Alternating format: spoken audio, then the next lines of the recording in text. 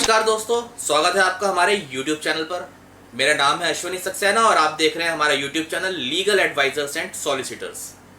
आज हम बात करने वाले हैं कि महिला सेल में कब और कैसे कंप्लेंट फाइल करी जाती है, उस कंप्लेंट में क्या क्या बातें लिखी होनी चाहिए, किस तरीके से वो कंप्लेंट बनाई जाती है, वुमेन सेल में कंप्लेंट फाइल करने के बाद किस तरीके से वुमेन सेल एक्शन लेती है।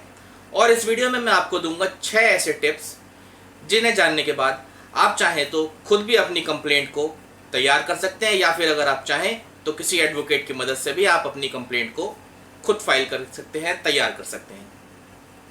दोस्तों, इससे पहले जो हमने वीडियो बनाई थी वो इस बात पर थी कि महिला सेल से नोटिस आने के बाद एक लड़के और उसके परिवार वालों को क्या करना चाहिए, किस तरीके से एक्शन लेना चाहिए, क्या कार्रवाई अमल में लानी चाहिए। उस वीडियो को देखने के बाद मेरे कुछ व्यूअर्स और मेरे कुछ दोस्तों ने ये बात पूछी थी कि अगर महिला सेल में कंप्लेंट फाइल करनी हो, शिकायत दर्ज करानी हो, तो उसका क्या प्रोसीजर होता है, उस कंप्लेंट को कैसे बनाया जाता है, कौन उस कंप्लेंट पर सुनवाई करता है और उन कंप्लेंट्स के अंदर क्या क्या लिखा होना जरूरी होता है। तो दोस्तों, इस टॉपिक पर हम ये वीडियो आप व्यूअर्स के लिए लेकर आए हैं। तो सबसे पहले तो मैं आपको ये बता दूं कि वुमेन सेल, CAW सेल और महिला सेल, इन तीनों में किसी तरीके का कोई डिफरेंस नहीं होता। ये तीनों एक ही शाखा के 3 अलग अलग नाम हैं, जैसे एक वस्तु के कई सारे नाम हो सकते हैं। वुमेन सेल, CAW सेल और महिला सेल, इन तीनों सेल को महिला अपराध शाखा के नाम से भी जाना जाता है और ये सब एक ही शाखा के अलग अलग नाम हैं। इसके अलावा इन सब में कोई भी अंतर नहीं है, कोई भी फर्क नहीं है। तो अब हम बात कर लेते हैं कि महिला सेल में शिकायत कब दर्ज कराई जाती है। देखिए, शिकायत तब की जाती है जब किसी महिला के साथ कोई अपराध हुआ हो या किसी तरीके की कोई गलत घटना घटी हो। जब एक पति पत्नी महिला पुरुष के बीच में झगड़े इस कदर बढ़ जाते हैं कि वो मारपीट, लड़ाई झगड़ा, गाली गलौज, पैसे या दहेज की मांग या किसी भी अन्य प्रकार की मानसिक या शारीरिक प्रताड़ना का रूप ले लेते हैं, ऐसी सिचुएशन में वुमेन सेल में कंप्लेंट कराई जा सकती है। महिला सेल सिर्फ और सिर्फ तभी जाएं जब झगड़े इस कदर बढ़ चुके हों कि वो बर्दाश्त की सीमा से बाहर हो चुके हों। घर की छोटी मोटी नोकझोंक या लड़ाई झगड़ों को लेकर महिला सेल का दरवाज़ा खटखटाने की ज़रूरत नहीं होती, क्योंकि ऐसी सिचुएशन में दोनों हस्बैंड वाइफ, पति पत्नी के बीच में जो पारिवारिक रिश्ते होते हैं उनमें भी खटास आने की आशंका रहती है। तो जब तक पानी सर से ऊपर ना निकल जाए और बर्दाश्त की सीमा से बाहर ना हो जाए, तब तक वुमेन सेल का दरवाज़ा ना खटखटाएं और अपने घरेलू झगड़ों को अपने तरीके से या व्यवहारी के जरिए निपटाने की कोशिश करनी चाहिए। दोस्तों, अब हम बात कर लेते हैं कि वुमेन सेल में कंप्लेंट को कैसे फाइल किया जाता है। देखिए, पहली चीज़ तो ये समझ लें कि वुमेन सेल में जब भी कोई शिकायत दी जाती है तो वो लिखित रूप में दी जाती है, रिटन फॉर्म में दी जाती है। ऐसा नहीं है कि आप वुमेन सेल में गए और आपने जाकर वहाँ पे अपनी सारी बात मुंह जबानी ही बयां कर दी, सारी बात को ऐसे ही सुना दिया। जब भी वुमेन सेल में कंप्लेंट फाइल करें तो उसे एक रिटन फॉर्म में बना कर ले जाएं। वुमेन सेल में बैठे ड्यूटी ऑफिसर या इंक्वायरी ऑफिसर से मिलें, उसे अपनी कंप्लेंट में लिखी गई सारी बात बताएं। अपनी कंप्लेंट में लिखी बात की रिटन कॉपी यानी रिटन कंप्लेंट को ड्यूटी ऑफिसर को दें। ड्यूटी ऑफिसर उस कंप्लेंट को रिसीव करता है और रिसीव करने के बाद उसी कंप्लेंट की फोटोकॉपी पर आपको रिसीविंग देता है। जब भी वुमेन सेल में जाएं, अपनी कंप्लेंट को फाइल करें तो ड्यूटी ऑफिसर से रिसीविंग लेना ना भूलें, क्योंकि वो रिसीविंग इस बात का रिकॉर्ड होती है, इस बात का प्रूफ होती है कि आपने वुमेन सेल में अपनी शिकायत को दर्ज करा दिया है। तो दोस्तों, अब मैं आपको देने वाला हूँ 6 ऐसे टिप्स जिन्हें जानने के बाद आपको पता चल जाएगा कि एक महिला सेल में जब कंप्लेंट की जाती है तो उस कंप्लेंट में क्या क्या बातें लिखी होनी चाहिए। सबसे पहला टिप है, जब भी एक कंप्लेंट फाइल की जाए तो उस कंप्लेंट में सबसे पहले सब्जेक्ट यानी विषय को लिखा जाए।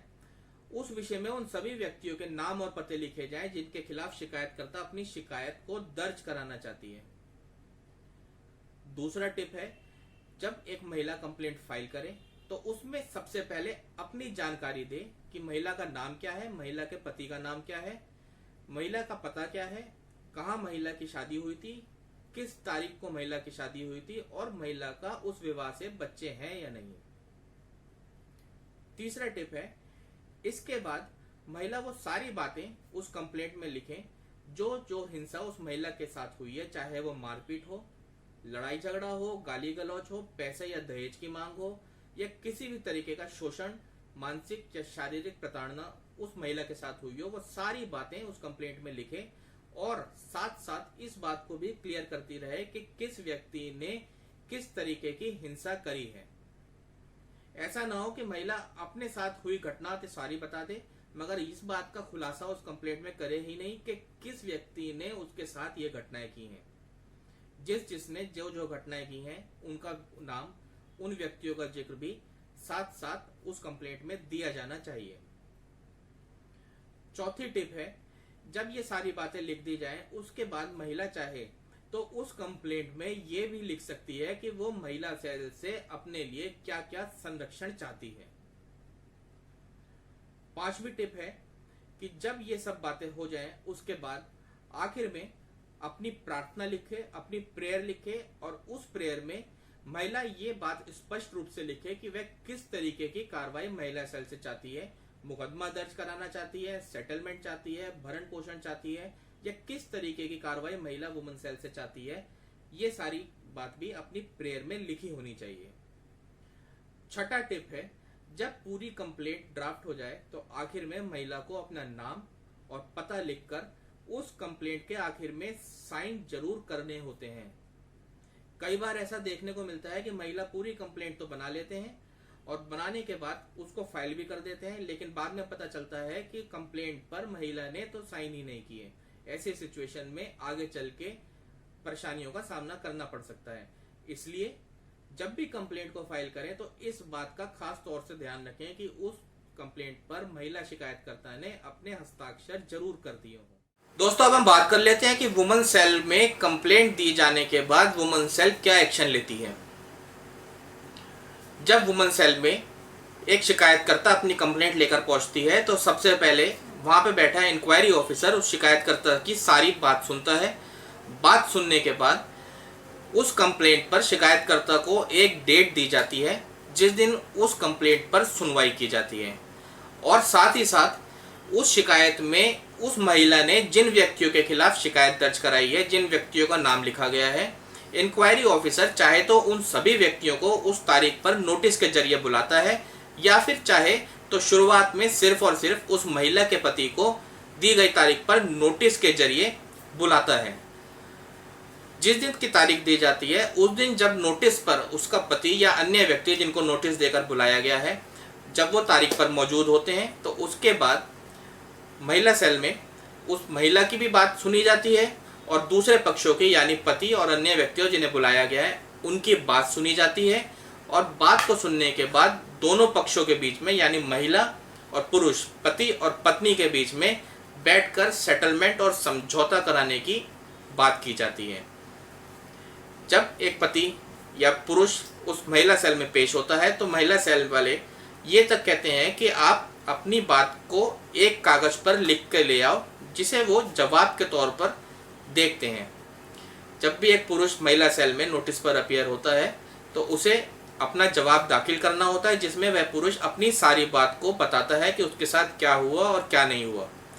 इसके बाद वुमन सेल का सिर्फ और सिर्फ यही काम होता है कि दोनों पक्षों के बीच में बैठकर मामले को समझौते के जरिए निपटाने की कोशिश की जाए।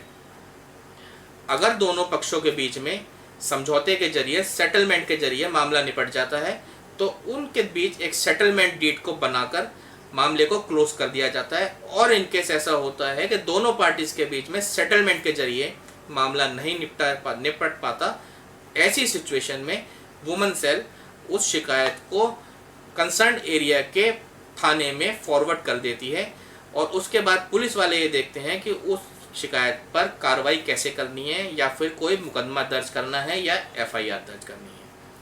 तो ये सारी प्रक्रिया होती है वुमन सेल की। सबसे पहले वुमन सेल नोटिस देती है, नोटिस देकर दोनों पक्षों को बुलाती है, बुलाने के बाद दोनों पक्षों के बीच में बातचीत के जरिए समझौता कराने की, मामले को निपटाने की कोशिश करती है। निपट जाता है तो मैटर को क्लोज कर दिया जाता है, और अगर नहीं निपटता तो उस मैटर को, शिकायत को उठा के थाने में भेज दिया जाता है। फिर चाहे थाने वाले उस पर इन्वेस्टिगेशन करके FIR दर्ज करते हैं या मुकदमा दर्ज करते हैं, ये थाने वालों के जिम्मेदारी और क्षेत्र में आता है।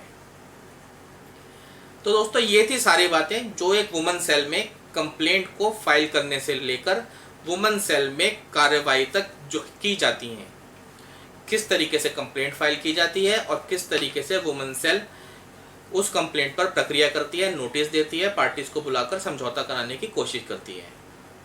उम्मीद करता हूं दोस्तों आपको ये वीडियो पसंद आई होगी, इससे आपको आपकी मनचाही जानकारी मिली होगी।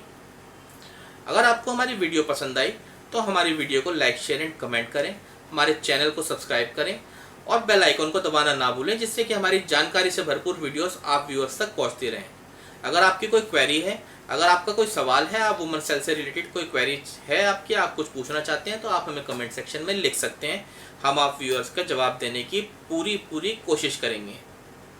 तो दोस्तों मस्त रहें, स्वस्थ रहें, स्टे सेफ, स्टे अलर्ट, आपका दिन शुभ हो।